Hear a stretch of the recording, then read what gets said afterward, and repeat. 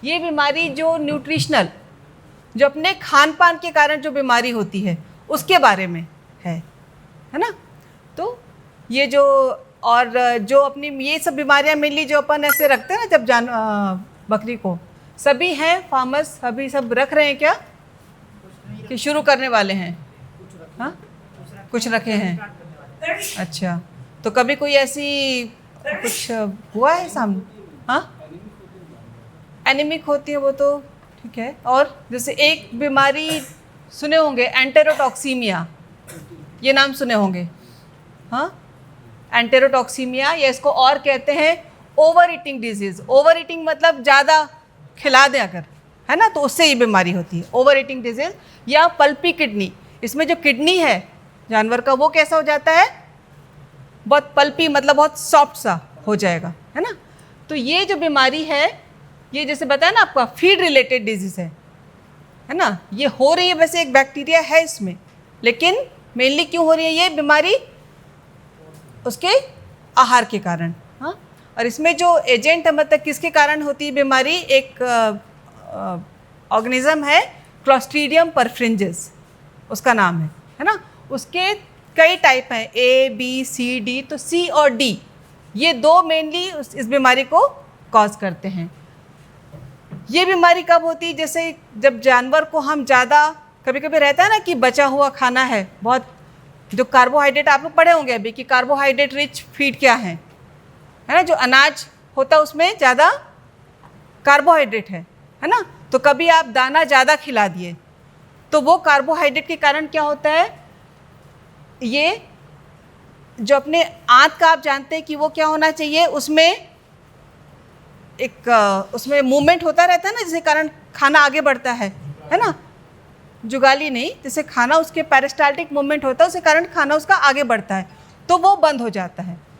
सोचिए कभी ऐसा हो कि अपना आंत रुक जाए वहाँ पे, है ना, खाना आगे नहीं बढ़े, तो क्या होगा कि वो भोजन वहीं पे रह जाएगा। हाँ, और उसके कारण क्या होता है कि ये जो ऑर्गेनिज्म है जो बताया मैंने क्लोस्ट्रीडियम, ये रहता है वहाँ पे, उसकी संख्या ज़्यादा बढ़ने लग जाती है।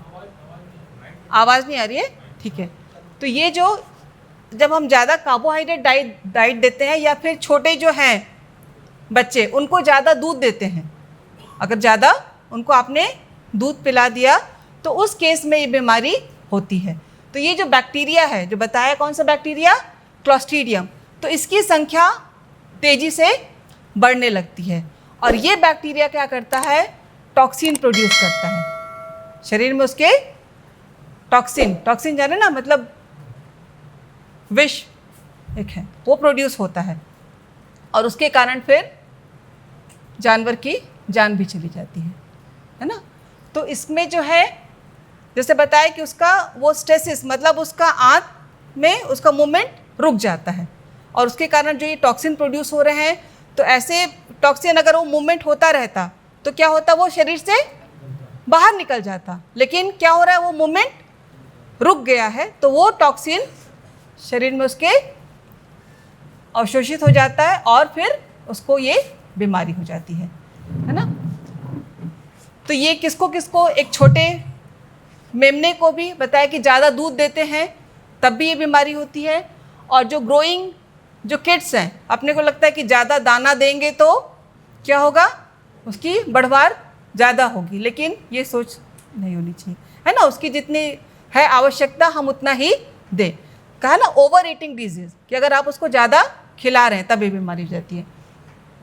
और जो जैसे अपनी जो दूध देने वाली है बकरी, वहाँ भी लगता है कि जी ज़्यादा दें, तो अगर उसको भी हम ज़्यादा देंगे तो उनमें भी ये बीमारी हो जाती है। हाँ, और अगर जैसे आप लोग रखेंगे तो ये कि हमेशा उसकी डिवॉर्मिंग करें, है ना। बकरी चरने जाती है तो उसमें डिवॉर्मिंग मतलब जो कृमिनाशक हम देते रहें उसको, है ना। तो अगर पैरासाइट, हाँ बता रही हूँ मैं, तो अगर ज़्यादा हैवी बर्डन है पैरासाइट का तो भी ये बीमारी होती है। ठीक है, तो ये अभी जो मैं बता रही थी क्यों होती है ये, है ना। अब इसमें अगर जैसे अभी कई सीज़न होता है जब पास्चर अपने को अच्छा नहीं मिलता है ना, बकरी के चरने के लिए चारा सही नहीं है। फिर हुआ कि चारा बढ़िया जब मिलने लग गया तो उसके कारण भी ये बीमारी होती है। अभी उनको नहीं मिल रहा है, फिर बहुत अच्छा पास्चर मिलने लग गया तो अचानक जो उनके आहार में चेंज होता है उसके कारण भी ये दिक्कत होती है। जैसे बताइए मैं कार्बोहाइड्रेट ज़्यादा, तो आप जानते हैं ना कि जो बेकरी के जो ब्रेड वेड रहता है इसमें कार्बोहाइड्रेट ज़्यादा है, तो ब्रेड अगर खिला दिए बेकरी के आइटम तो फिर ये बीमारी मतलब इस टाइप की उसमें ज़्यादा होने के चांसेस रहते हैं। मोलासेस जानते होंगे, शीरा है ना, वो भी मिलाते हैं हम बकरी के आहार में, तो वो भी अगर ज़्यादा है तो हो सकती है बीमारी। इसमें फिर इसके जो सिम्टम्स पूछ रहे थे ना कि इसमें क्या होगा, फिर डायरिया होने लगता है, डायरिया, और कई बार जो डायरिया होगा उसमें खून भी आता है, जो उसको पतला दस्त होगा उसमें खून भी है ना, उसकी जो आंत रहेगी उसमें पूरे उस टॉक्सिन की वजह से पूरे उसकी आंत में मतलब हिमोरेजिक में खून, अगर जैसे मर गया है कोई जानवर आप देखेंगे उसके आंत का तो उसमें पूरे कह लें कि छाले जैसे और पूरा ब्लडी रहेगा वो, है ना, खून भी रहेगा उसमें। और कन्वल्शन मतलब जानवर को चक्कर आने लगता है।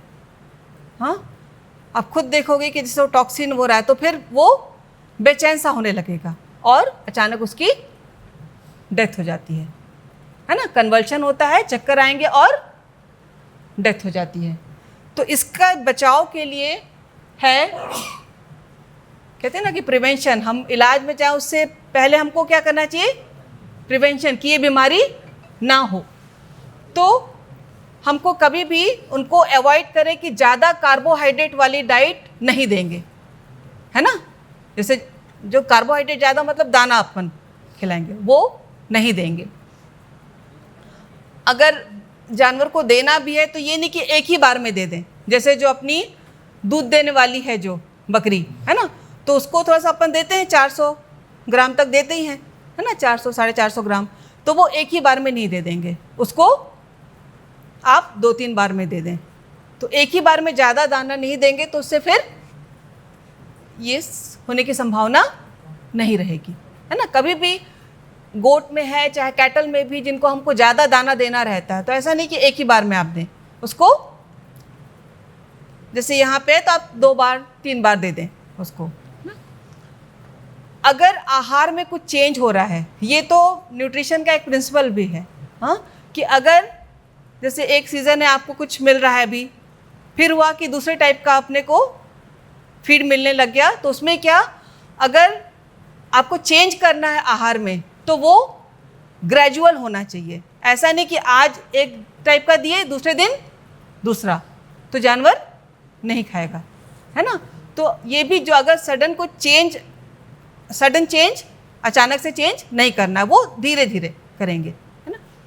और जो स्टॉल में जैसे अपन रखते हैं ना, स्टॉल में आप जानते होंगे कि एक होता है कि ग्रेजिंग के लिए छोड़ देते हैं, हाँ, और एक अपन कैसे पालते हैं, स्टॉल फीडिंग करते हैं। तो स्टॉल फीडिंग में जैसे मिल्क और दाना जो मैंने बताया कि वो स्मॉल अमाउंट में थोड़ी थोड़ी मात्रा में 2-3 बार दें।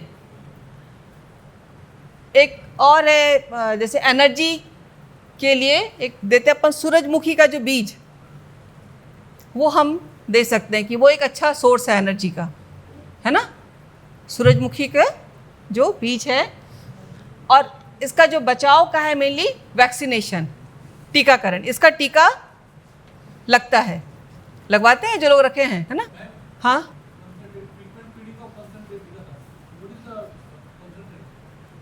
कंसंट्रेट मतलब जो दाना देते हैं, जो कंसंट्रेट मिक्सचर फीडिंग वाला हो गया होगा ना, कंसंट्रेट मिक्सचर बताए होंगे अपन, हाँ, कंसंट्रेट जो अपन बनाते हैं जिसमें जैसे ग्रेन रहता है, जैसे मक्का है और ये केक डालते हैं उसमें, वो सब का जो मिक्सचर बनाते हैं उसी को कहते हैं अपन कंसंट्रेट मिक्सचर। उसी पे तो बात चल रही है कि कंसंट्रेट में जो मेनली क्या रहता है अपना ग्रेन रहता है ना, तो उसको अपने को जो दाना अपने को देना है वो स्मॉल अमाउंट में और 2-3 बार अपन दें उसको, है ना। और इसका बताया कि इसको रोकने के लिए मेनली क्या है, वैक्सीनेशन, है ना। तो वैक्सीन जो प्रेग्नेंट है एनिमल, जो प्रेग्नेंट है उसको कब देंगे, जैसे अगले महीने होना है उसका बच्चे देने वाली जो किडिंग होगी उसके जिस महीने होना है उसके 1 महीने पहले, ठीक है। ये on pregnancy of 1 month before, जो बच्चे देना उसके 1 महीने पहले हम देंगे। एंटेरोटॉक्सीमिया वैक्सीन ही इसी नाम से आता है, एंटेरोटॉक्सीमिया। हाँ कोई दिक्कत नहीं है ना, कोई इशू नहीं इसमें, ना नहीं तो फिर देते ही नहीं अगर ऐसी कोई बात रहती तो। और जो बच्चे हैं, हाँ नहीं उसमें तो बस आप बूस्टर उस समय नहीं, 1 महीने पहले तो आप दे ही रहे हैं, उसमें ज़रूरत नहीं है। इसमें चाहिए जो किड्स में देते हैं ना, जो बच्चों में, तो देखिए first dose at 3 months of age, 3 महीने का हो गया जब मेमना तो देंगे। पहला डोज देते हैं 2 ml देते हैं, ये जो चमड़ी के नीचे लगाते हैं ना सबकट, है ना, 2 ml दिए। इसका बूस्टर होता है 10 दिन के बाद देते हैं, है ना। जो मेमने हैं तो आप लोग जब भी पालें तो ये सोचें कि वैक्सीनेशन इसका ज़रूरी है। एंटेरोटॉक्सीमिया, ईटी, हाँ ईटी का, हाँ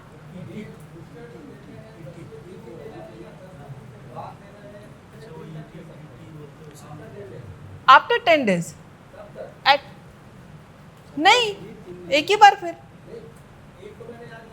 हाँ 10 दिन बाद आप उसका बूस्टर देंगे, फिर अगले साल।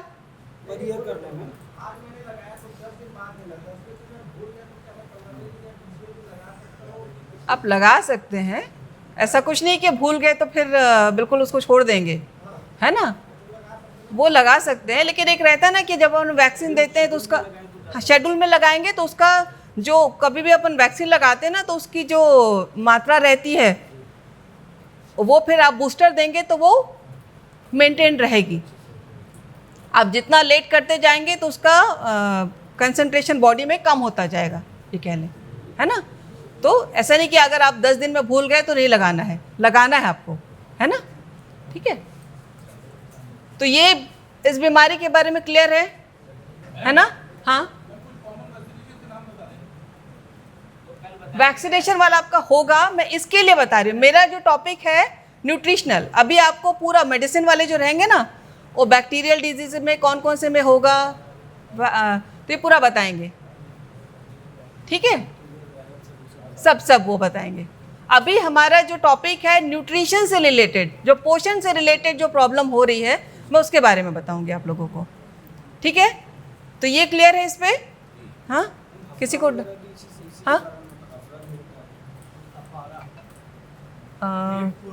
पेट फूलना, वो यहाँ पे भी होगा टॉक्सिन का, लेकिन वो अलग है, उसमें भी होता है ज़्यादा दाना देने पे वो होता है ना, कि गैस ज़्यादा प्रोड्यूस होगा।